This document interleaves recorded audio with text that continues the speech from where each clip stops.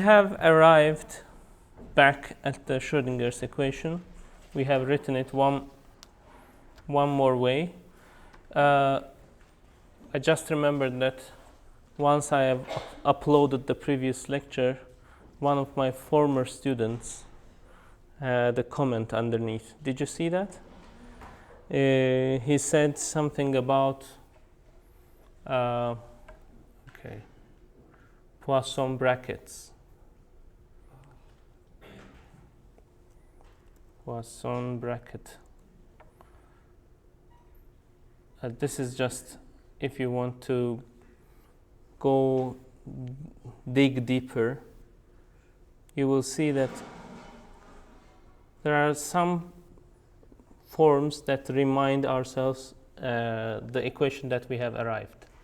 Okay? Blah, blah, blah, blah, blah, blah, blah, blah, blah. Then there is quantization. And I was really happy to see these names here. Wigner İnönü. İnönü is Erdal İnönü, famous Turkish scientist, and Wigner is my advisor's advisor. Okay? And a Nobel Prize winner. So, basically this group contraction lets you get classical mechanics when you take h bar to 0. Okay?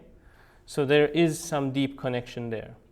If you know classical mechanics deep enough, then you see that somewhere down there's yet another connection to quantum mechanics. Okay?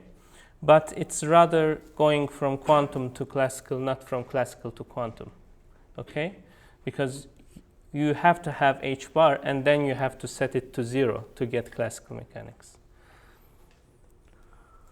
All right, so quantum mechanics is a more general case and classical mechanics is its special case. Does it make sense?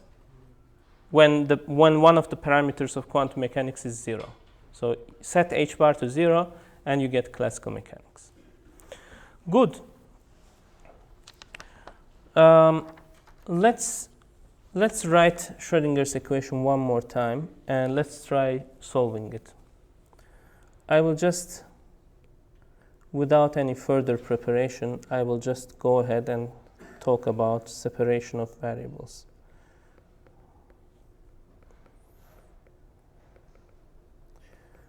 I don't know if you remember how we handled diffusion equation. Let me write down Schrödinger's equation one more time, and then let's write down underneath diffusion equation and see what are the similarities, what are the differences. So this is Schrödinger's equation, and we are taking Vx to be time independent, right? In this course. It could be time dependent, but we are taking it time independent. Let's contrast it to diffusion equation that we talked about earlier.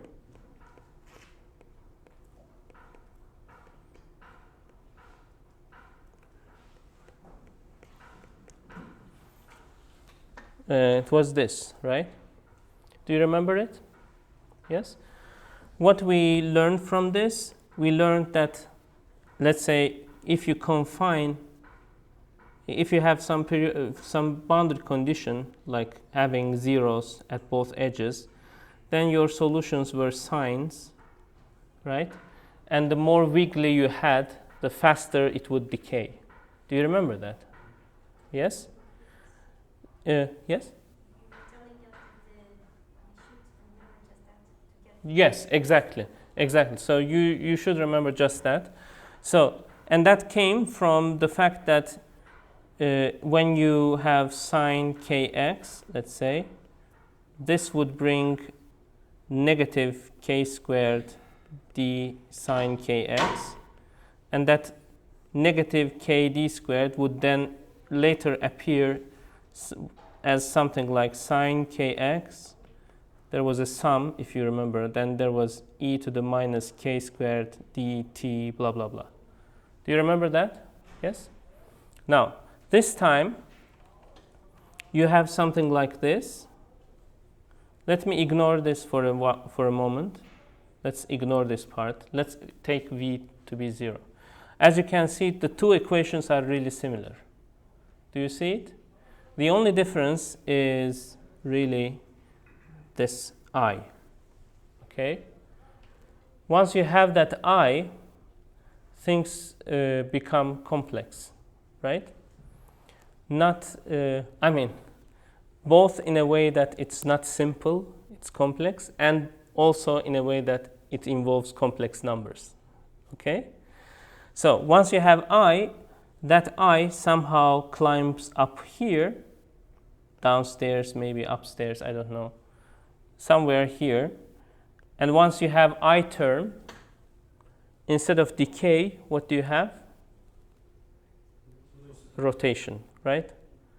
Or you can call it oscillation. So in the Schrödinger's case, it will be the more wiggly you are, the faster you rotate. Does it make sense? And what was your name, sorry? Kadriye, right? You should remember just that.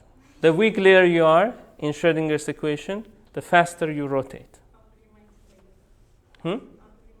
Exactly. Very good. Very, very good. So, let me get rid of some of these things. I think, okay, this is fine. But when I solved, when we discussed diffusion equation, we didn't do it by the book. Okay. Now we will do it by the book. What do I mean by the book? I mean we will just properly do separation of variables. Okay. What is it? As you can see, at the end of the diffusion part, we had some function of x multiplied by some function of t, and then there was a summation in front of it, right? With some coefficients. Now let's figure it out completely. So let's start by that. Let me just copy Schrödinger's equation one more time. Just copy this.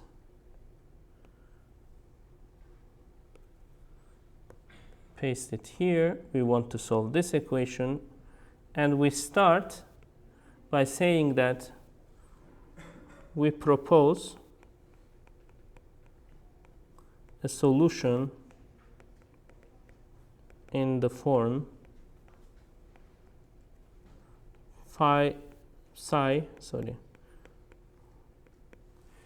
x of t is phi of x and phi of t. So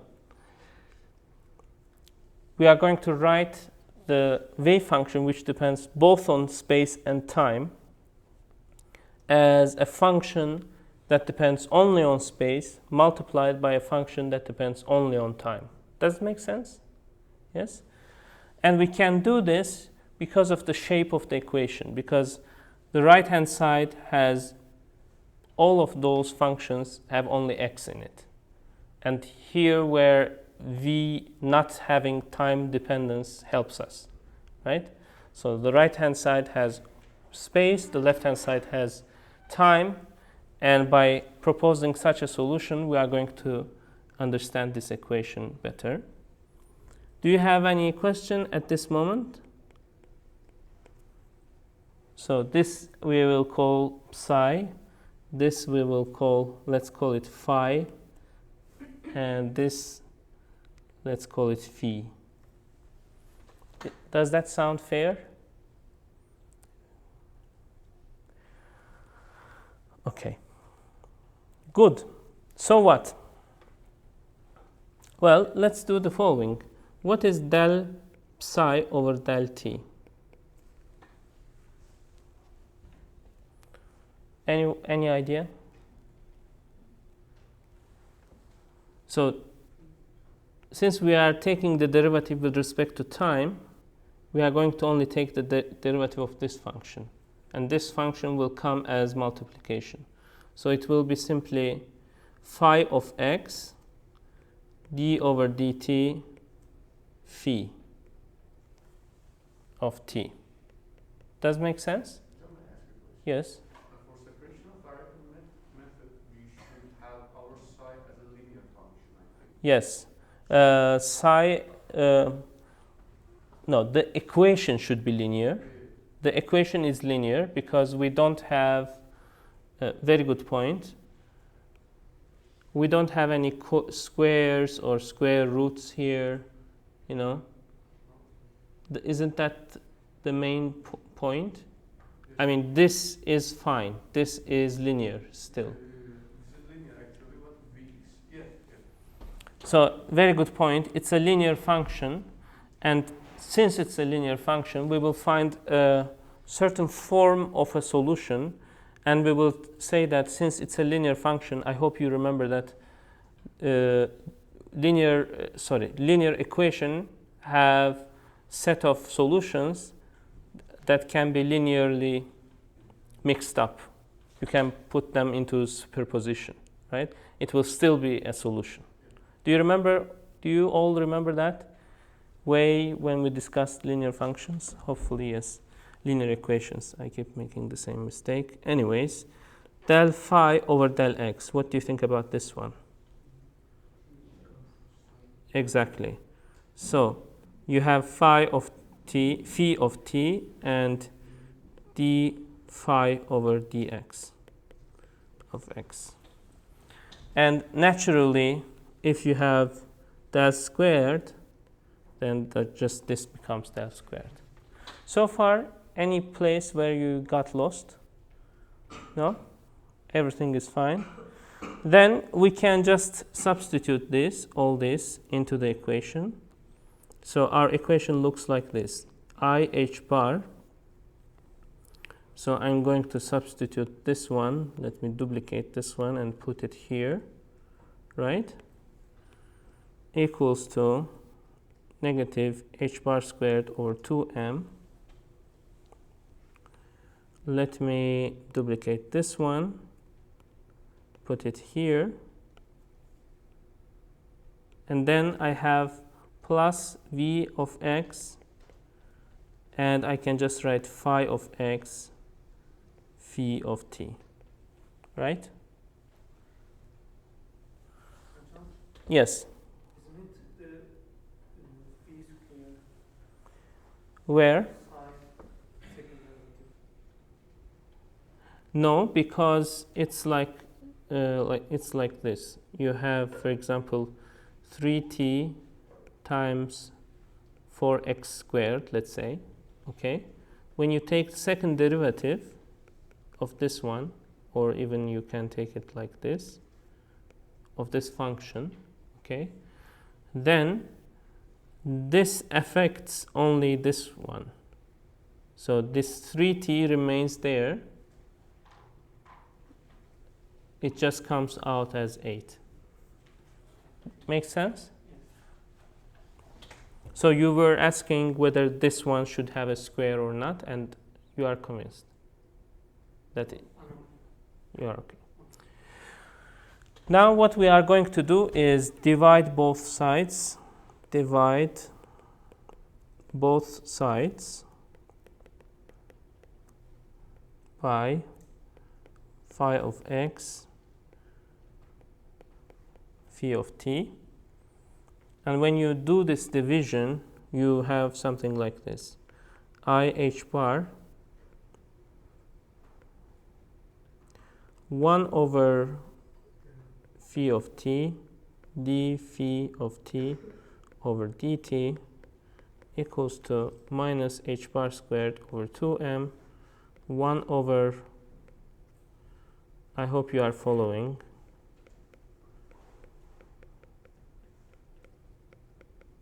should have just duplicated the top one. Are you happy with what just happened? Yes. So when we are dividing something with an expression, that expression shouldn't be 0. Yes. But in that form, I mean our wave function can be 0 at somewhere. So is it true that we are? Very good point.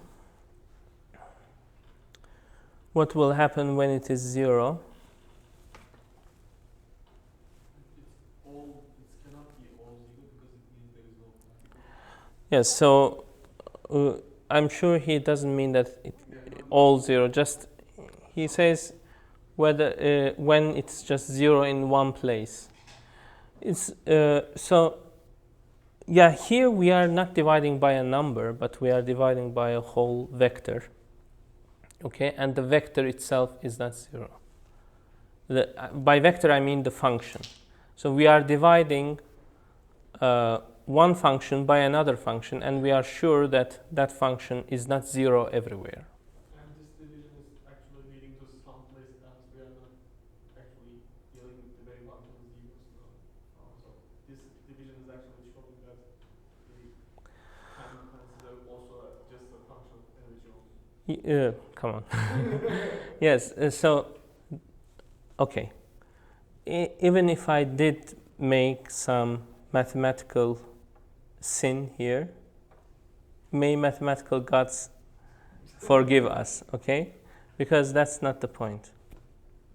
But yes, of course, we should be careful with this. And I've seen this everywhere, so I hope that the universe will not blow because of this.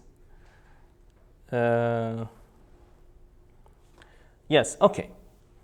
The point is to see that this part depends on time only. The whole point was this. And this part depends on space only. So we have started proposing a function that depends on space times time, and our equation become space and time part. Now, this is a function of time. This is a function of space, right? And they are equal. How can a function of space be equal to a function of time? Any ideas? Everywhere in time and everywhere in space.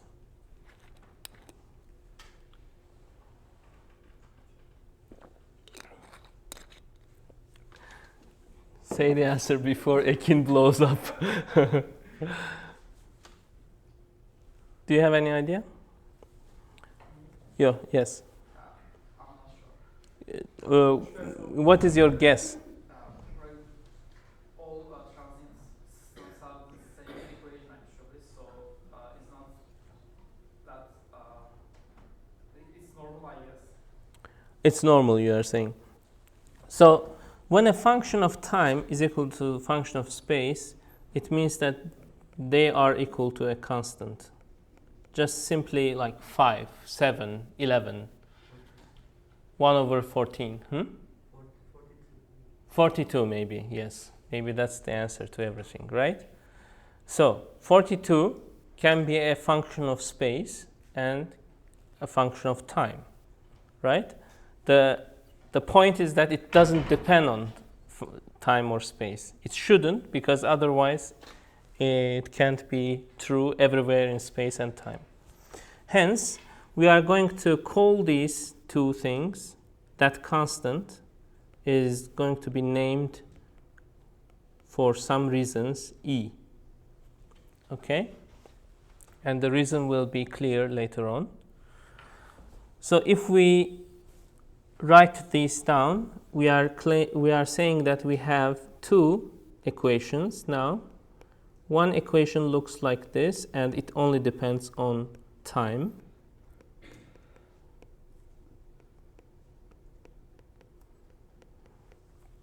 This is one equation, and this is the other equation. And this one depends only on space. If you have any questions, please don't hesitate to ask. So these two together form the Schrödinger equation. They are just It's just separation of Schrödinger equation into two pieces. Okay? Time part and the space part. Okay? So, do you have any questions at this point? Any questions at all? Okay, so let's solve the time part. Time part. Now, time part looks like this, right? D phi, no, this was phi. Did we call it phi? Yes. Is equal to E over I h bar dt. Okay? Do you have any objection to this? Can you please check it? Any objection? No. So if I integrate it, phi comes out as something like this. Phi 0 times e to the E over I h bar t. Right? Or let me write it in a more familiar form. E to the minus I e over h bar t. Because I can put I to the top, right? This is telling us exactly what we said earlier. And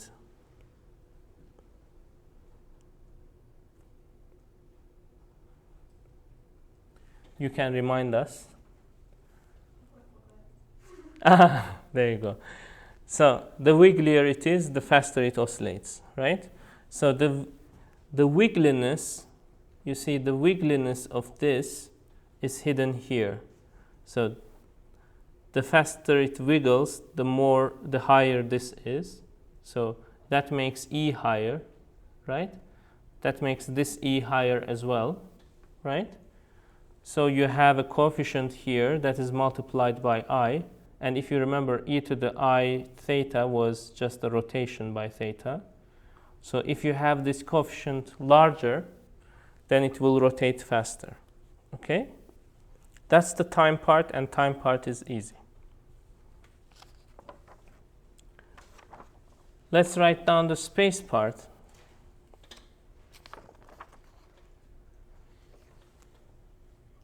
Can you give me just one moment? Okay. Let's write down the space part. And the space part is much harder to solve. Not much harder, it's harder to solve. Okay. And hence it has its own name. Okay. It's usually what we do. This is time independent Schrödinger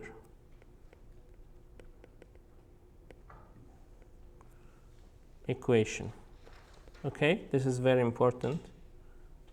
Time independent Schrödinger equation is basically this other part, this part. This is the time independent Schrödinger equation. Let's write it down. Let's copy it from here.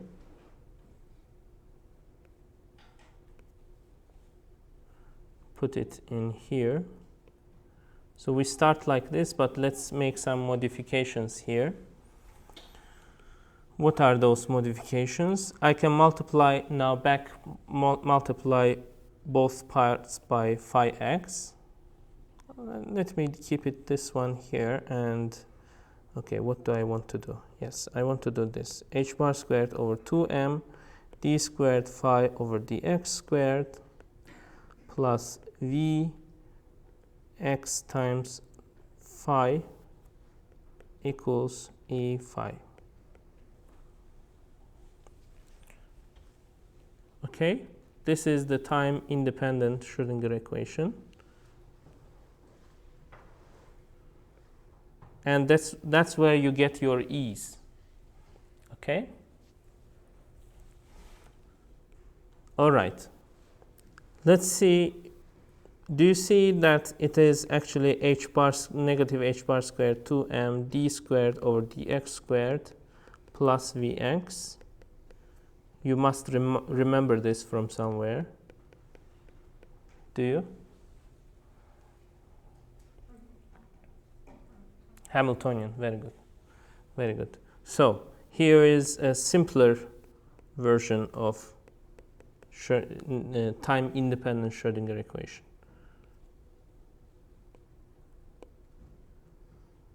Okay? Isn't it super awesome? Now it's even smaller, right? Time part is easy. Time part is e to the IET over h bar. But the time independent part is now just h times phi equals e times phi. Now what is e? If the left side is Hamiltonian, remember this is an operator. This is an operator. This is a number. Okay? Now, the things that I talked to you in the first lectures should click now, hopefully. Yes, exactly. We have arrived at an eigenvalue equation where H is a matrix, phi is a vector, E is the eigenvalue, and phi is the vector. Okay? Very good. If you remember, yeah, you do remember, apparently. Okay. Once you have this eigenvalue equation, you are going to get some results. E1, E2, E3, right? From that eigenvalue equation. Do you remember them? Yes? And each of them will have their corresponding eigenvectors or eigenfunctions. So these will be eigenvalues. This will be eigenvectors, eigenfunctions. Okay? Once you have eigenvalues and eigenfunctions, then you can come back to the beginning and write your solution to the Schrödinger equation as summation over these eigenfunctions with some coefficients times these eigenfunctions times e to the minus en t over h bar. That's it. That's how quantum mechanics works, and that's all you know and all you need to know, at least for now. Okay? So, what's the range of n? What's the range of n? N is from 1 to... Very good point. Very good point. So, if you have a bounded system, then E will be discrete.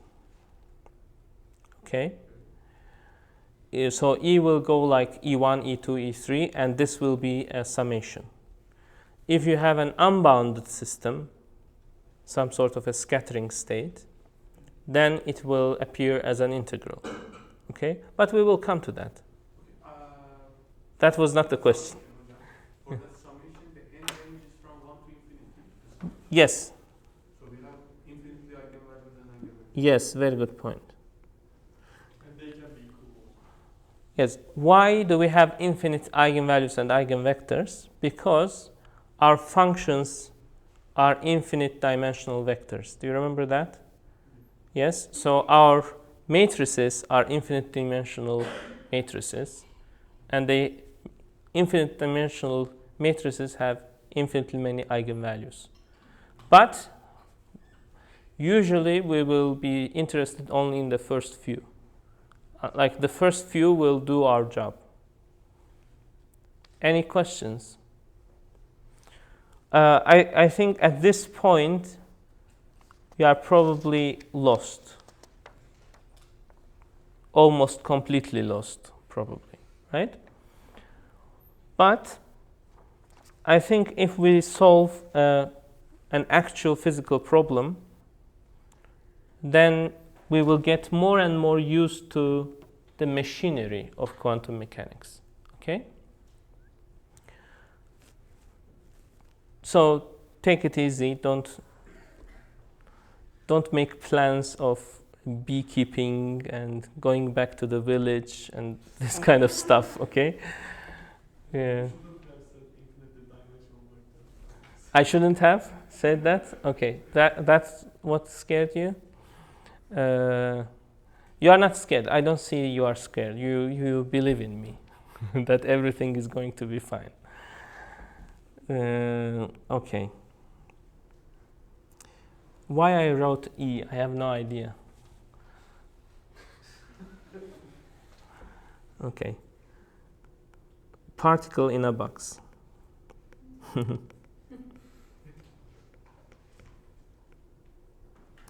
Now,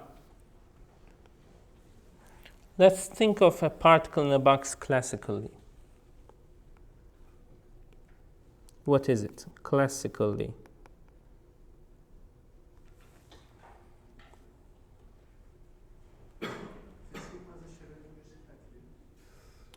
What happened to the?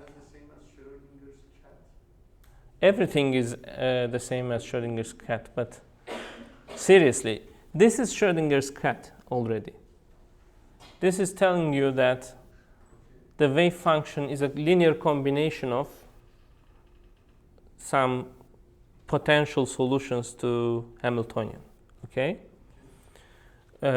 So you are expanding your state in terms of certain bases. In the Schrödinger's cat case, the basis is the cat is dead, the cat is alive.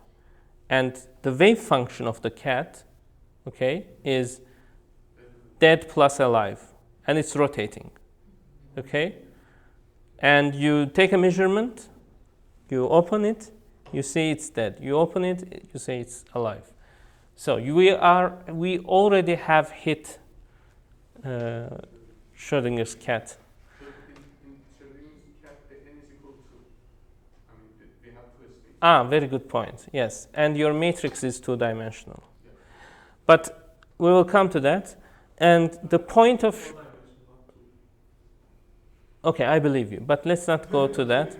Let's not go to that. But let me tell you that Schrödinger's cat was proposed by Schrödinger so that people see and stop taking his equation so seriously and see the ridiculousness in what it implies and stop taking it seriously. Just like Planck said, okay, this solves some problems, but it's ridiculous. Same with Schrödinger. Even with Schrödinger, we are still not believing. The first person, the patient zero, is not believing in it. Do you see it? Schrödinger was trying to say that it's madness to think that cat is in a superposition of states. So what he was trying to say is that, okay, we see the machinery, and the machinery implies these things. Okay, maybe you are fine with this at the electron level, but I'm going to blow up the system to macroscopic scale. That's how he arrives at Schrödinger equation. It's a Gedanken experiment. It's a thought experiment where you basically take these microscopic ideas into macroscopic object, and he was trying to convince us that these are ridiculous things. The equation is nice, it gives some nice results, but don't take it too further. He was trying to say us. Okay? We will come back to Schrödinger's cat. So far, Schrödinger's equation. Okay? Classically, what would happen to a particle in a box? So I have a box. It's a one-dimensional box. Okay? Goes from 0 to A, and these are the edges of the box. And I put a particle in it, okay, and I let it go with velocity v. I always know where it is, right? It can have any energy. I can give it to, can classically a particle sits still in a box? Do you understand the question? Can a particle just sit still in a box, classically? Is it possible? Yes. Huh? Yes, it is, right? So, as I'm implying with this story, it will not be the case for quantum. Okay? It simply cannot sit still. All right? Okay, very good. It can sit still, and it can have any kinetic energy you want, right? It can have any velocity. You can push it just a little bit, you can push it a lot, etc. Can, just like in the classical harmonic oscillator, you could have any energy, and quantum one was implied by experiments that doesn't. Now we start by classical like this. Let's go straight to quantum mechanics. Quantum mechanically. Now we are going to use the machinery of quantum mechanics in an actual problem, okay? So what machinery tells us is that, okay, particle in a box basically tells us a potential that this particle is feeling, right? There's a mass, all right? Well, let's not, there's a wave function, right? It's no longer something that is point-like, etc., right? Now, there's a particle there, and since the particle is inside the box, okay, the wave function squared have the integral of it from 0 to a has to be 1, right? It has to be normalized. Yes. So you can't have this. Doesn't make sense. Then the particle is just simply not there, right? All right. All right. What is the Hamiltonian? Hamiltonian, no, let's start with the potential. What is the potential? Potential is 0. How would we write it? 0 if x is between 0 and a, and infinite otherwise.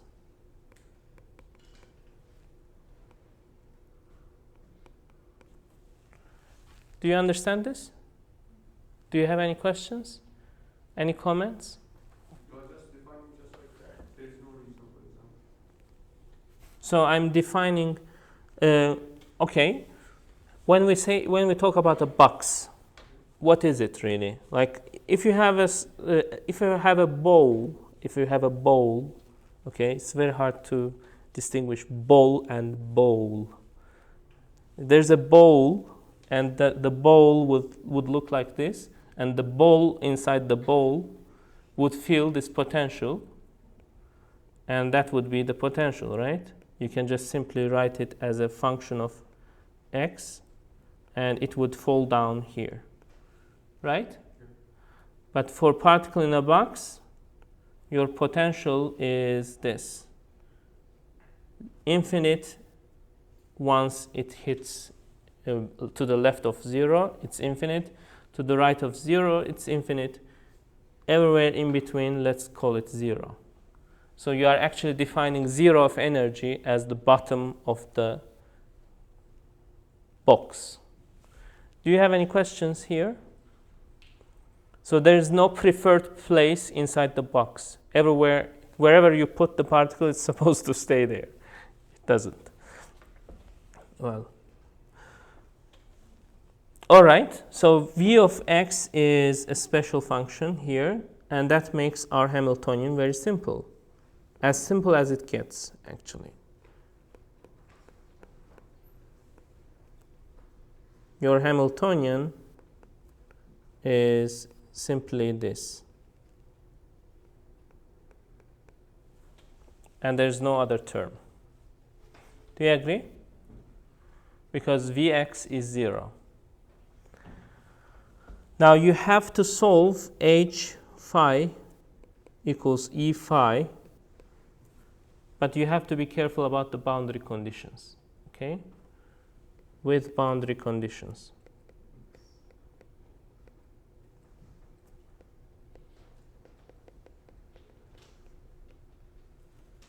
So what do you have?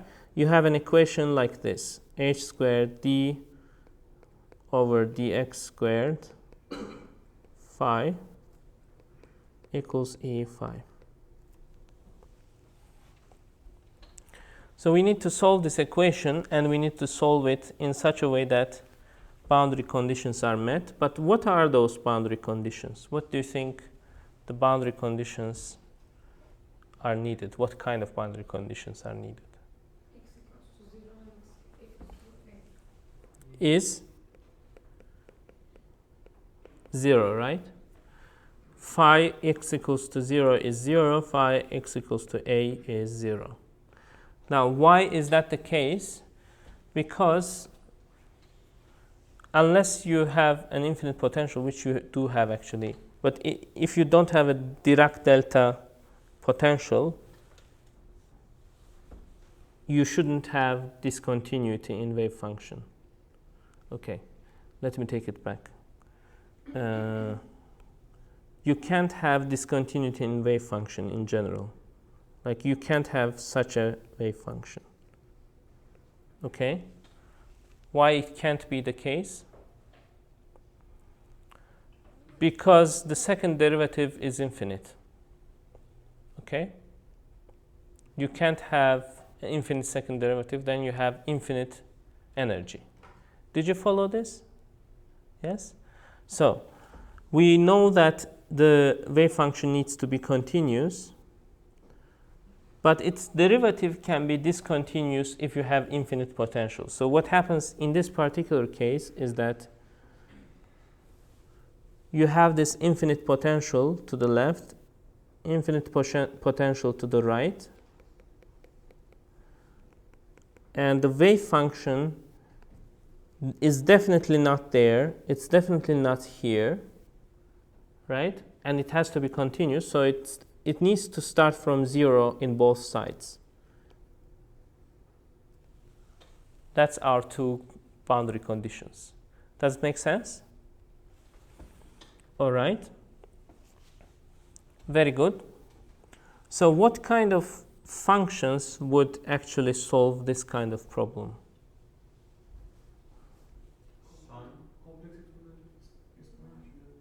Yes, both are correct. So you can go either by complex functions, like you can define e to the I k x, for example. Actually, you can just, where is she? She's not here today. Do you remember? I forgot her name. I said that this is always the solution. Do you remember? This is still always the solution. But let me also remind you that if you have something like this, it gives you cosine, right? So for simplicity, I will go with cosines, sines and cosines. They also work, okay? For simplicity, I will use sines and cosines. So I'm proposing a solution to this equation in the general form, having a times cosine kx plus b times sine kx. Are you okay with this? You are. Well, let's apply the first boundary condition. For x equals to 0, it should be 0. What does it imply? A is equal to 0. Do you see it? Yes? And then for phi x equals to a, it has to be 0, which implies that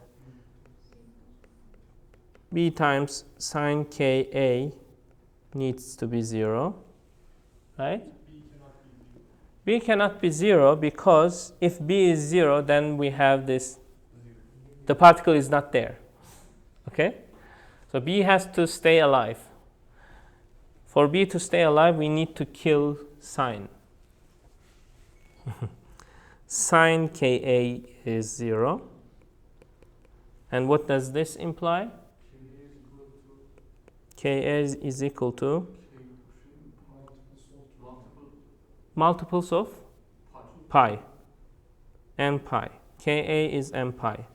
So we can actually say that there are some kn's that are n pi over a. Okay? So our solutions turns out to be fn's of bn's. Bn's will be the same, but for now let's write it down like this.